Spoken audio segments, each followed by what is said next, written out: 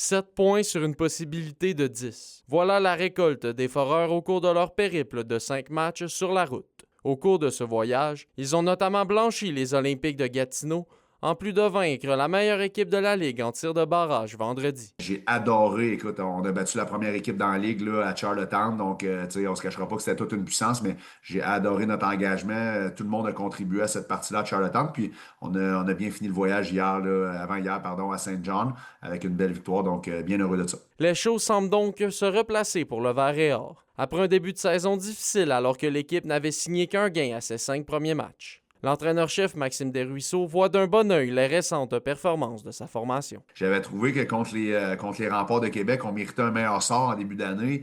On méritait assurément un meilleur sort aussi contre les Tigres de Victo. Donc, c'était un 4 points qu'on aurait pu aller chercher là, que pour X raisons, on n'a pas été capable d'aller chercher ces 2 victoires-là, mais qu'on avait bien joué.